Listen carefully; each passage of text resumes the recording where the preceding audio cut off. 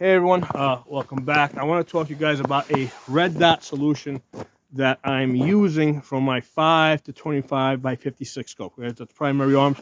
And what I've done is I've offset it at about 45 degrees. It's not exactly 45 degrees on my non-dominant side. Okay, so now here's the thing. I'm pretty omnidominant. I can use my left eye or my right eye for shooting. Okay, I generally favor the right eye a little bit more, but I'm comfortable shooting either way. So that might be something, like if you're like almost like blind in your non-dominant eye, yeah, this may not work for you. Okay, but it works good for me. So what I'm able to do is when I come up, my dominant, my not the eye that's going to be non-dominant, right?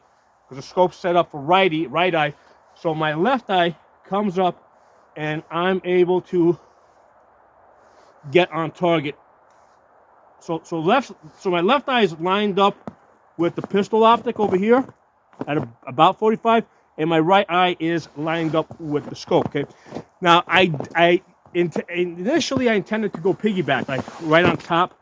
Okay. The problem I found is these huge turrets, right? This huge dialing turret over here. Like when I because basically what I've done is I've rotated this mount to the 45 degrees. When I had it straight up, the turret blocked the pistol optic. Okay, it blocked it. So I had to actually use like a riser to get it up even higher, which made it look, aside from the fact that it made it look goofy, the problem that I found is I had to rise it so high, so it was no longer an issue just coming up here. I had to come up like that almost, right? And if you're laying prone or you're benched, I mean, you're really like lifting your head up. So the question becomes, why even use the pistol optic? Okay, because like I did some drills, I posted some videos in CQB, right? If I have to use this scope, right? Why would I be using a 5 to 25 in CQB? Well, sometimes you don't know, sometimes you can end up in unexpected situations. Okay, so the way it works is in CQB I have to like look at the target, come up, come down, see the next target, come up, see the next target, come up. Okay, I can't go boom, boom, boom because I get lost. Okay, the magnification basically throws me completely off. Okay, so what I am able to do is come up, get on a target, find the next target, find the next target. Okay, so that works. Okay, I do lose a little bit of time. It's faster than trying to stay in the scope, boom, because I can get on the first target fine, but then when I go to the next one, it's like, whoa, I go past it. I go to the third one, I go past it. So I found that it's generally faster to get on target, come down, come up, go down, come up. Okay, so that was working fine. I said, hey, for emergency situation, that'll work. But the reason why I ended up putting the pistol optic on here is because a lot of times when I'm looking at distance and I'm trying to find a target, let's say between two trees, like a whole bunch of trees, because I got lots of trees out here, right? So like I'll see a spot between two trees that I want to where I place the target, and what'll happen is I'll come up on it and I'll see it with my eyes, and then when I get in the scope, like I'll lose my spot, okay, because of that distortion, even if it's in minimal power. So what the red dots allow me to do is with my left eye, right, I can see the tree, right. Because right now I'm just using that as an aiming point. I can see the tree, I can come up on it, I can get the red dot on it with my left eye, right, because that's like basically 1x. So I can see that exact spot, I can get on it, and then once I get on it, then I just I switch to my right eye. Okay, so I use my left eye with the pistol optic to get on the target, and then basically I switch to the other eye. Okay, so I'll do this again. Okay, so left eye, I see a point up there on a tree, right? And the reason why I'm doing up there versus here because I got like 15 feet of berm over here around me. So I'm looking at the trees that are like high in the air above that. So I see like a specific spot on the tree. I'll come up. I'll get the dot on it. In this case, a 32 MOA circle, right? And then I don't move the gun. I basically just wink because when somebody like me that's omnidominant, when I come out of the holster, right, what I generally have to do is if I want my right eye to pick up the dot or the reticle or the sights, I have to wink my left eye real quick, and that forces my right eye to be dominant.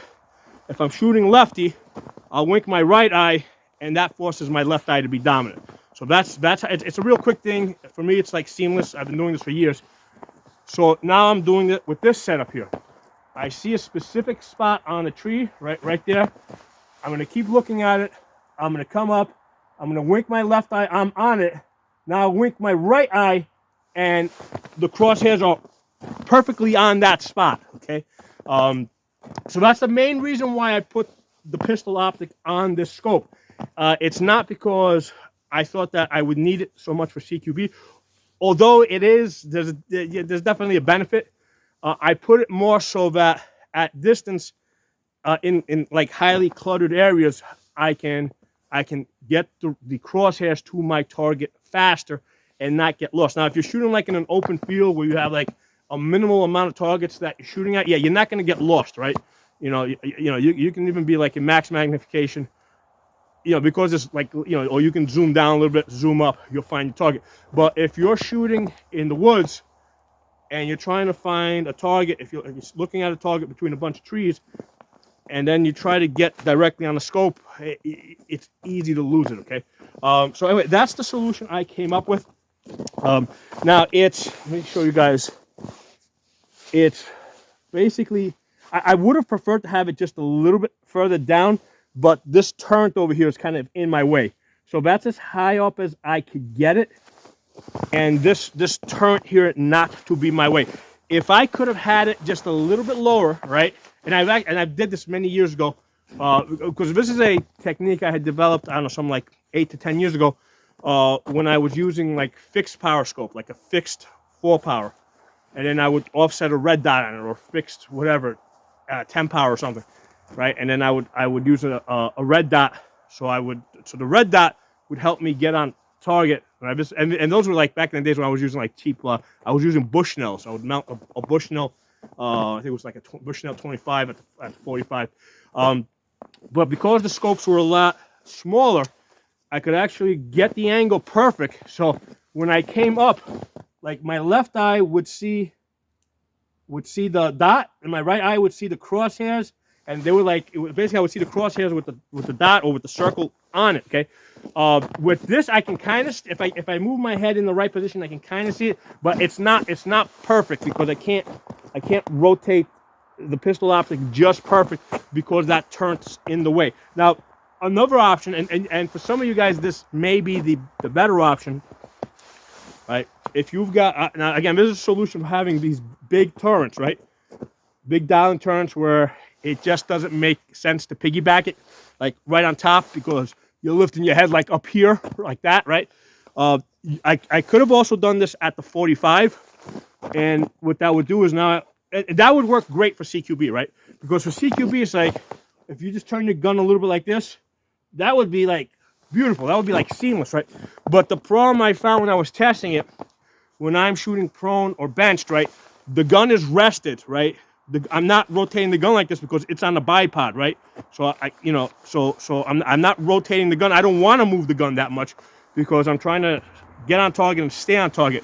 So the gun has to stay fixed. So what I was doing is, when I had it on the right side, I would have to like really come over the gun a lot like that, and it was just like unnecessary work for me. I'm like, you know what? My left eye works perfectly good. Let me put it on the left side, because now I can just keep my head straight, right? Just wink my right eye.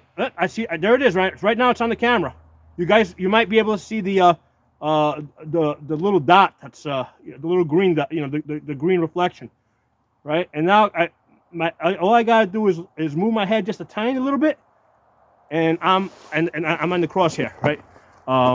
So this is working for me. So I come up, wink my right eye, boom, right? Every time I come up, boom, I'm on the camera. That circle is on the camera every single time, right? Every single time. Come up, boom, every single time. Boom, boom, boom.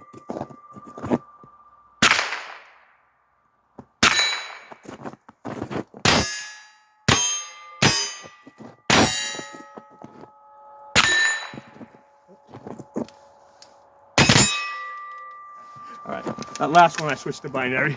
That ran out of ammo, so no more binary, guys. So yeah, I hope you guys. So here's the thing: it may not work for everyone, but it's something to consider. Okay, if you got a similar issue that you're trying to solve, again, and you're dealing with a large turret like the one I have here, and where you can't exactly piggyback it on top, and if you're trying to do it on your right side, you find yourself like reaching too far over the gun. Go left side, man. Use your left eye. You got two eyes. Use them both. So let me know what you guys think. Drop some comments. I'll talk to you all soon.